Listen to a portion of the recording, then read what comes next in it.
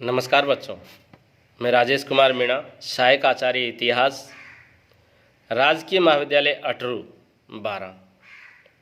बच्चों, आज हम बीए तृतीय वर्ष के पेपर आधुनिक भारत के टॉपिक क्रिप्स मिशन के बारे में चर्चा करेंगे। क्रिप्स मिशन कब भारत आया, इसकी क्या विशेषताएं थी। मार्च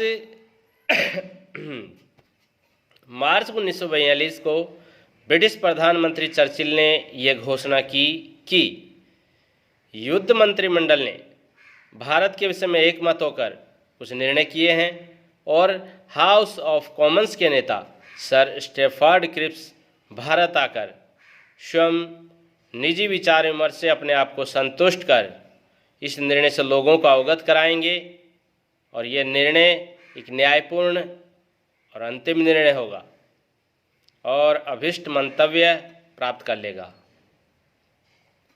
भारत पहुंचते ही 23 मार्च 1942 को क्रिप्स ने प्रस्तावित मसौदा कार्यकारी परिषद के सम्मुख रखा और 2 दिन पश्चात भारतीय नेताओं के सम्मुख 29 मार्च को यह प्रस्ताव एक पत्रकार सम्मेलन में जनता के सम्मुख रख दिया गया। इसके पश्चात 15 दिन बातचीत चलती रही, परंतु असफल रही। महात्मा गांधी ने इसे उत्तर तिथीय चेक की संज्ञा दी। उत्तर तिथीय चेक ये कहा इसे। प्रस्तावित मसौदा इस प्रकार था। युद्ध समाप्त होते ही सबसे पहले नंबर का जो मसौदा था वो यह था कि युद्ध समाप्त होते ही निम्नलिखित रीति से भारतीयों का एक निर्वाचित निकाय बनाया जाएगा जो कि भारत के लिए एक नया संविधान बनाएगा। दूसरा, इस संविधान सभा में भारतीय रियासतों को भी सम्मिलित करने का प्रबंध किया जाएगा। तीसरा, अंग्रेजी सरकार इस संविधान को निम्नलिखित शर्तों पर स्वीकार कर लेगी। अंग्रेजी प्रांतों में जो इस संविधान को स्वीकार न करना चाहे उसे अधिकार होगा कि अपनी पुरानी स्थिति में बना रहे, फिर जब वह चाहे इस संविधान में सम्मिलित हो सके। न सम्मिलित होने वाले प्रांतों को भी वही पद प्राप्त होगा जो कि शेष भारतीय संघ को होगा।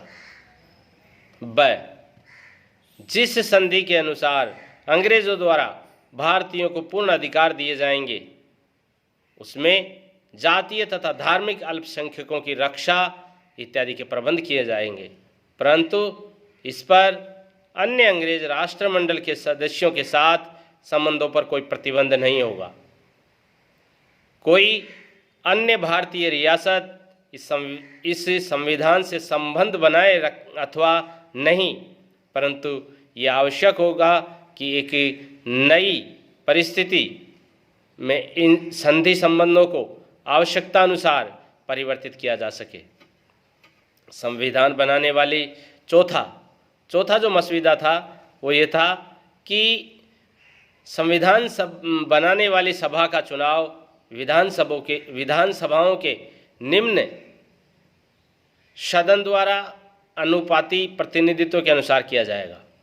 5वां मसौदा, जब तक ये नया संविधान नहीं बनेगा ब्रिटिश सरकार भारत की रक्षा के लिए उत्तरदायी होगी, परंतु वह मुख्य भारतीय लोगों के नेताओं का तुरंत और प्रभावशाली ढंग से राष्ट्रमंडल और संयुक्त राष्ट्र के कार्य में योगदान चाहती है ताकि वे इस कार्य के जो भावी भारतीय स्वतंत्रता के लिए अत्यंत आवश्यक है निभाने और करने में सक्रिय तथा निर्माणकारी सहायता कर सकें।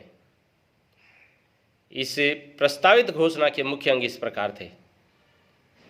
प्रादेशिक शासन स्वतंत्रता और देश के विभाजन की संभावना और शक्ति हस्तांतरित होते अल्पसंख्यकों की रक्षा के संबंध में संधि करना। जब तक नया संविधान न बने तब तक गवर्नर जनरल की तत्कालीन स्थिति बनी रहे और अंग्रेज ही भारत की रक्षा के लिए उत्तरदायी हों।